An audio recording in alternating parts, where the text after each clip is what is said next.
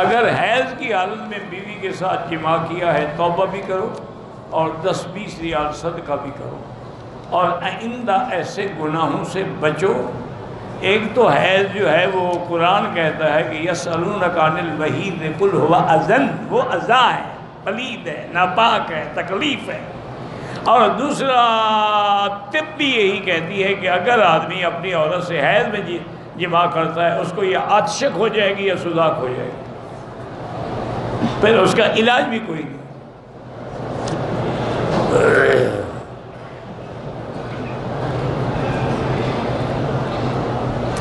بہرحال نشے والی چھالی، بعد نشے والی جو چیز بھی ہے، کل مسکر حرام قلیلہ و کثیرہ حرام، ہر منشی چیز جو ہے وہ حرام ہے، تھوڑی ہو یا زیادہ ہو۔ کسی کو نشہ چڑھے یا نہ چڑھے یہ دلیل نہیں ہوتی۔ آج کل تو بڑے بڑے شرابی ہیں، روز شراب پیتے ہیں، ان کو نشہ شراب سے بھی نہیں چڑھتا، تو پھر شراب حلال ہو جائے گی۔ بہت سارے میں بڑے بڑے لیڈروں کو جانتا ہوں جو تقریر کے دوران میں بھی شراب پیتے رہتے ہیں،